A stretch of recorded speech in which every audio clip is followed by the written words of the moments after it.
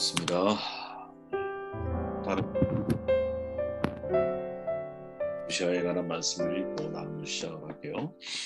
3절 말씀을 읽어보면 요시아 왕 18째 해에 왕이 무슬람의 손자 아살랴의 아들 서기관 사반을 여호와의 성전에 보내되 이르되 너는 대제사장 hil기야에게 올라가서 백성이 여호와의 성전에 드린 은 곧 문지킨 자가 수납한 은을 계산하여 여호와의 성전을 맡은 감독자의 손에 넘겨 그들이 여호와의 성전에 있는 작업자에게 주어 성전에 부서진 것을 수리하게 하되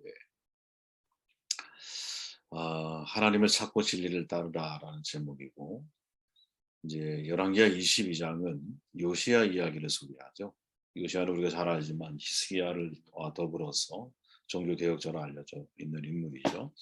요시야가 특별한 이유가 뭐냐? 할아버지가 므낫세, 아버지가 요담이기 때문에 그렇습니다. 둘 다 모두 악한 왕이죠. 악한 왕으로 알려졌잖아요. 사회적으로는 인정받을 수 있을지 모르지만 종교 신앙적으로는 인정받기 어려운 삶을 그들이 살아왔죠. 그런 부모 밑에서 요시야가 태어났고, 근데 이 요시야는 종교개혁을 감행을 합니다. 우리가 자녀를 키우다 보면 여러분 키워보셔서 아시겠지만 모두가 다 다른 기질, 성격, 인성을 가지고 있다는 것을 발견하잖아요. 어떤 자녀는 내가 아무리 가르쳐도 신앙에 대해서 관심이 없게 인생 살아가는 사람도 있고, 또 어떤 자녀는 내가 굳이 많은 걸 가르치지 않아도 하나님 앞에 마음을 열고 살아가는 사람도 있죠. 도대체 이런 차이가 어디서 생겨나는 걸까? 여기에 대한 답을 찾는 것은 쉬울 것 같지만 대단히 어려운 사실은 질문이라고 보거든요. 이럴 때 우리는 어떻게 해야 되느냐? 바로 그 사람을 주목하는 거죠. 그 사람에게서 어떤 특징이 나타나느냐? 이 질문을 요시아에게 던져보면 요시아는 어떤 사람일까? 성경은 그를 어떤 사람으로 우리에게 소개해주고 있을까?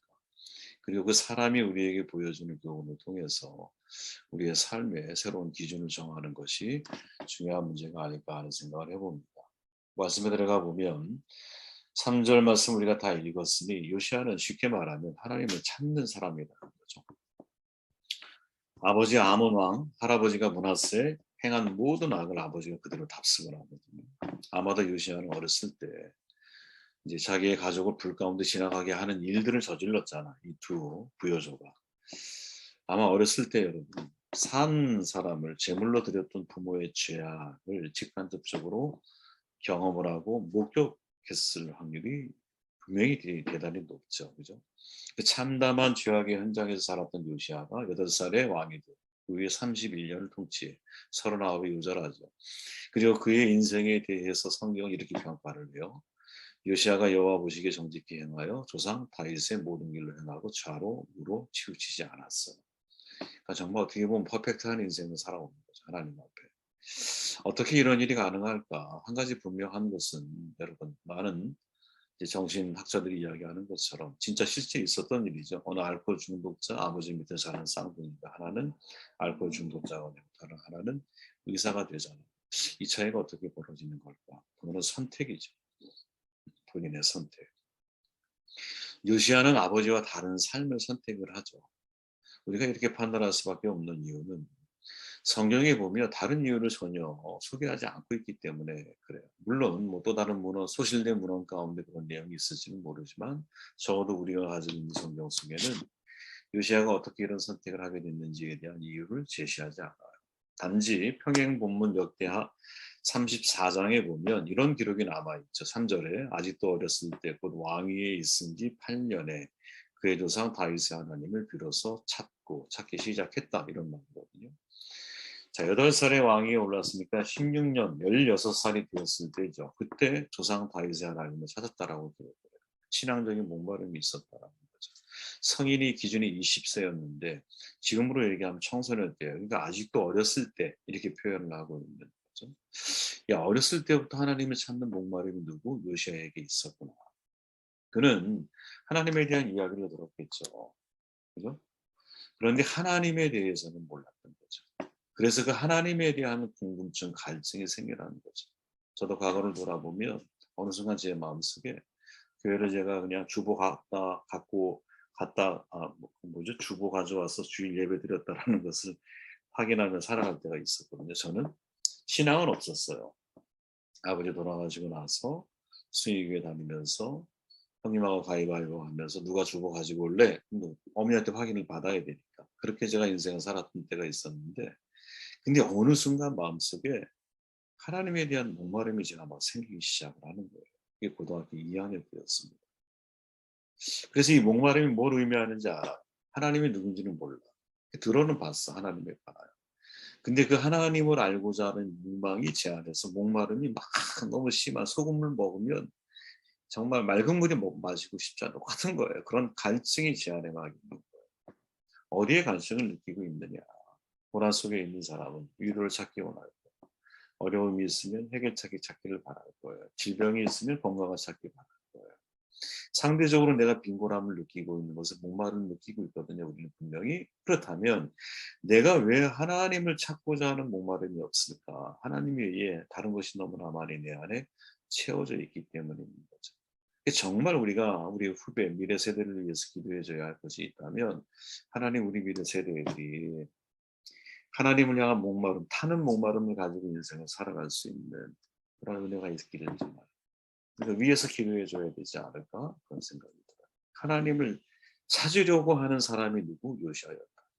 하나님을 찾으려고 하는 사람이 사실은 어떻게 보면 이제 추수에서 휘어지는 사람이죠. 여러분 예수님이 비유로 말할 때 야 밭에 곡식을 봐라. 휘어져 추수해야 할 곡식들이 이렇게 쭉 널려 있으면서 비유로 말씀하시잖아요. 놓치지 말아야 할 건 뭐냐면 여러분 새싹을 추수하는 게 아니에요. 그죠? 이제 익어서 추수해야 할 곡식들이 있다라는 거지. 그럼 익어서 추수해야 할 곡식들이 어떤 곡식일까? 저는 그런 생각이 들어요. 하나님을 찾고자 하는 열망이, 목마름이 있는 바로 그 사람들이 우리가 정말 집중해야 할 사람들이 아닌가. 도와줘야 할 사람들이 아닌가. 어떻게? 그 사람이 진짜 진리를 만날 수 있도록. 근데 이런 목마름 자체가 없을 때는 사실은 어떠한 이야기도 하나님에 관하여 한 이야기지 하나님에 대한 목마름을 가지고 그 사람이 하나님을 알기 위해서 접근해 가는 것은 아니죠. 두 번째 15절 말씀을 함께 읽어볼게요. hil기야가 서기관 사반에게 말하여 이르되 내가 여호와의 전에서 율법책을 발견하였노라 하고 hil기야가 책을 사반에게 주매 사반이 책을 가지고 왕에게 나아가서 분명하여 이르되 왕께서 종들에게 명령하신 것 종들이 다 준행하였나이다. 진리를 찾으려고 하는 사람이었다라는 거죠. 누가? 요시야. 하나님을 찾고 있던 요시야 이제 26살이 된 거예요. 10년이 또 지난 거지. 26세가 되었을 때 지금 여호와의 전에서 율법책을 만나죠. 우리로 말하면 진리를 정말 만나. 하나님의 일을 위해서 그에게 율법의 말씀을 이제 황금교회를 발견케 함으로써 하나님 말씀을 들려주시고 참된 변화 방법 과정으로 그를 인도해 가시죠. 요시아와 동시대 사역했던 사람이 누구냐면 그게 예레미야거든요. 요시아의 삶을 직접 목격하고 요시아가 죽었을 때 그를 위해서 애가를 손수지었던 사람. 그러니까 예레미야는 요시아의 모습 속에서 아주 그의 진솔한 진짜 마음을 아주 가까이에서 이렇게 이제 알았던 사람인데 예레미야가 이렇게 말해요. 너희가 내게 부르짖으면 내게 와서 기도하면 내가 너희들 기도를 들을 것이요 너희가 온 마음으로 나를 구하면 나를 찾을 것이요 나를 만나리라. 기도하면 들을 것이요 나를 찾으면 만날 거야. 여러분 이 말씀 믿으십니까? 저는 여러분 요시아에서 주목해야 할 장면이 있다고 생각하거든요. 그게 뭐냐? 그가 하나님을 찾고선 율법책은 10년 후에 만났다. 굉장히 긴 시간, 짧은 시간이 아니에요. 그 10년 동안 요시아가 아무 일도 안 했냐? 아니에요. 들어왔던 뭐 구전이든 어떤 형태로든 들어왔던 하나님을 따르는 방법에 대해서 실천에 옮기려고 애를 많이 써요. 요시아가. 그러나 진짜 하나님의 말씀 진리를 만나게 되는 것은 26살 때 그 일이 이루어지죠. 그런데 그것을 지켜봤던 예레미야가 뭐라고 말하느냐. 너희가 온 마음으로 나를 구하면 나를 찾을 것이요 나를 만날 거야. 이렇게 소개하고 있다라는 거죠. 정말 우리가 하나님에 대한 하나님을 찾고 만나려고 하는 마음이 있다면 하나님은 나를 만나기 위한 장치를 혹은 나를 만나기 위한 길을 나를 만날 수 있는 방법들을 나를 만날 수 있는 도구들을 하나님이 나에게 마련하고 계신다라고 하는 믿음을 우리가 가지고 있을 필요가 분명히 있지 않을까. 파스칼의 방사에 나오는 말이 있잖아요. 사람은 세 종류의 사람이 있다라고 말을 하죠. 하나는 하나님을 찾아내 그를 섬기는 사람들이고 그들은 지혜롭고 행복해. 또 하나는 하나님을 찾지도 않고 찾을 생각도 없는 사람이야. 그들은 어리석고 불행해. 나머지는 아직 하나님을 찾아내지 못했지만 그를 찾으려고 노력하는 사람들이 있어. 이들은 지혜롭지만 아직은 불행한 거야. 첫째 질문을 던져보면 야 나는 어디에 속한 사람입니까? 여러분은 어디에 속한 사람일까요? 진리를 통해 하나님을 찾는 사람입니까? 아니면 찾을 생각도 없는 사람입니까? 아니면 아직 찾지 못했지만 찾으려고 노력하는 사람입니까? 이 질문을 던지게 되죠. 우리가 여러분 억울한 일로 유배를 당하게 되면 그죠? 우리 과거 한국의 역사를 돌아보면 조선시대의 역사를 이렇게 쭉 읽어보면 유배라고 하는 책에서 유배 거기에서 이제 그런 내용을 해요. 어떤 사람은 사형을 받아주고 어떤 사람은 분통이 터져서 폐인이 되시고 그죠? 억울하게 유배를 당했으니까 당연히 그럴 거 아니에요. 그런데 또 어떤 사람은 여러분 거기에서 학자로 거듭난다. 이게 누구냐? 다산 정약용. 그럼 왜 이 사람이 학자로 거듭났느냐? 그에게는 진리를 찾으려고 하는 열심이 있었기 때문이라는 거예요. 그러니까 한 개인이 평범한 사람과 차이를 드러내는 여부가 뭐냐? 이 사람이 얼마나 진리에 대한 탐구의 열망을 가지고 있느냐. 그러니까 똑같은 프레스, 압박 상황 속에서 혹은 똑같은 유배라고 하는 고립된 상황 속에서도 진리를 탐구하고자 하는 열망이 있는 사람은 어떻게? 결국 그것을 통해서 자기의 삶을 긍정적으로 바꿔나가는 힘이 있는 거죠. 저는 이 팡세에 나오는 파스칼의 이 이야기를 저는 좀 다르게 이해하기 원하거든요. 진리를 찾을 생각이 없는 사람은 저는 인생에 대한 질문 자체가 없는 사람이라고. 그런 질문이 없기 때문에 진리가 없는 삶을 살아가게 되어 있어요. 이런 사람이 절대로 되면 안 되겠죠.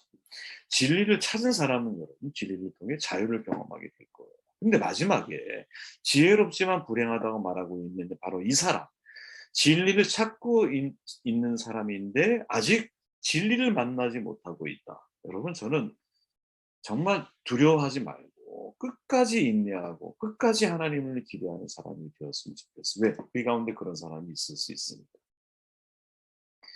자, 16세에 하나님을 찾기 시작한 요시야. 그러니까 26세의 법칙을 발견해요. 진리를 추구한 지 10년 만의 결심입니다. 10년 만의 결심. 저는 여러분 이런 삶의 자세를 끝까지 죽는 그 순간까지 놓치지 않아야 된다고 보거든요. 왜? 우리는 여러분 진리를 완벽하게 이해할 수 있는 존재들이 아니야. 여러분 내가 죽기 직전이 되면 정말 내가 하나님을 완벽하게 이해할 수 있을까? 아유, 어불성설이죠. 그런 일은 일어날 수가 없죠. 우리는 마지막 순간까지 더 진리에 근접하고 더 많은 하나님의 진리를 내가 알고 그 안에서 자유를 누리고 그 안에서 진짜 신앙인의 기쁨이 무엇인지를 경험할 수 있는 사람일 뿐인 거지 완벽하게 발견하는 사람이 아닙니다. 진리를 알았다라고 찾았다라고 생각하는 사람이 넘어지거든요. 예? 생각해 보세요. 진리를 찾다고 생각했던 서기관들, 바리새인들. 서기관은 율법 학자잖아. 진리에 대한 가르침이 진리를 아는 거라고 착각해. 그러니까 내가 가르치고 있으니까 내가 안다고 착각하는 거야. 엄청난 모순이죠. 바리새인들은 여러분 사랑이 없는 행위, 진리적인 행위가 진리를 아는 거라고 착각을 하거든. 그게 무슨 말이냐? 내가 진리를 부분적으로 알고 살아갈 수밖에 없는 존재들인데 진리를 찾았다라고 내가 생각을 하고 인생을 살아가. 그것이 그 사람의 인생의 걸림돌이 될 수 있다. 13절 말씀 읽고 빨리 정돈할게요.